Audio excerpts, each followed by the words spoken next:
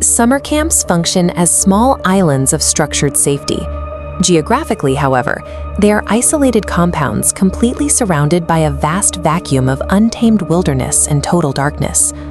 When we look into that pitch-black tree line, our brains instinctively try to resolve the unknown. To defend against the anxiety of the dark, the mind relies on pattern recognition, a psychological concept known as pareidolia.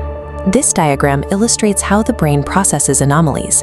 When the eye detects an irregular shape, the mind tries to rationalize it. A potential threat is often dismissed as a tree branch or a trick of the light to maintain a sense of calm.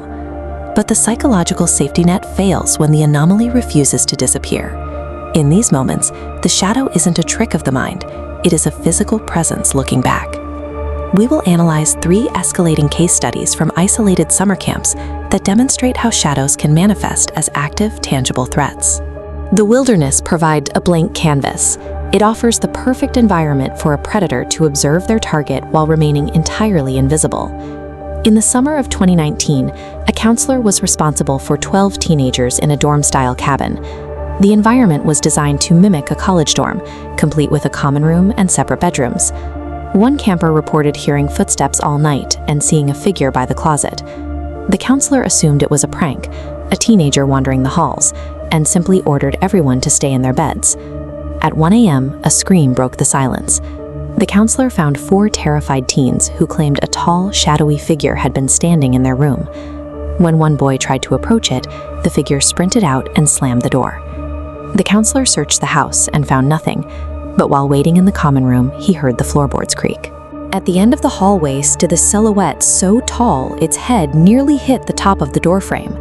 The entity possessed a clear physical mass and breathed heavily as it stared back.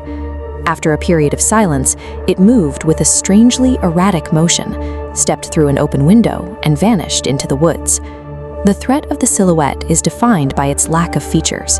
It was a physical intruder capable of entering a locked dorm, yet it left behind no description or evidence to hold accountable. The second case involves a 15-year-old boy at a religious camp. On a dare, he broke into an abandoned cabin that was rumored to be the site of a gruesome accident. While sitting in the dark, the boy heard methodical, delayed footsteps on the wooden floor. He timed the sounds. They were rhythmic and seemed to be circling him, even though he was the only one in the room. On this floor plan, footsteps moved in a closing circle around the boy. He fled to the door, but it wouldn't budge, despite having no lock. Slamming against it, the sounds grew louder. He felt warm breath on his shoulder, despite being completely alone. 2 counselors eventually forced the door open from the outside. They found the boy collapsed on the floor, completely alone in the single-room structure. This invisible presence is a unique category of threat.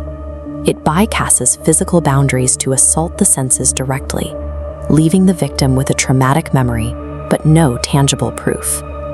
The final escalation occurred at a family-run camp. Between sessions, a director stayed alone on the grounds after a camper reported seeing an owl man waving at her from outside her window. That night, the director's motion lights were triggered. He heard aggressive scratching at the front door and the clear sound of someone descending the wooden stairs. The director pulled back the curtains to find a man in a bright white owl mask tapping on the glass sliding door. The man didn't flinch when the director began shouting. He simply kept tapping. The intruder tried the handle, then asked to be let in so he could show the director what was inside his bag. When the director reached for his phone, the man warned him that calling the police would make him very angry. Police later found the mask hanging from a tree branch. Underneath it was a backpack containing a Vermont t-shirt and a large butcher knife.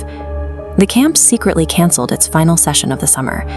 They kept the real reason from the public, fearing that news of an armed, masked stalker would end their 40-year business. The masked predator represents the moment the abstract shadow becomes physical. It is a human with deadly intentions, using total anonymity as a weapon. In every one of these cases, the intruder remained unidentified. The tall figure was never caught, the cabin's history remained a mystery, and the identity of the man in the owl mask was never discovered. The camps were forced to change their operations, hiring off-duty police as security guards and instituting permanent nightly window and door checks across their properties. This flowchart illustrates the mental toll of these encounters. Because the threat identification node remains empty, the brain cannot find a logical conclusion to the event, resulting in a state of perpetual high alert. Without closure, the victims are unable to fully resolve the memory. The counselor from 2019 noted that the not knowing is the specific detail that continues to keep him awake years later. You can secure every window and hire every card, but once you realize how effectively a threat can hide in the darkness, you will never look at the tree line the same way again.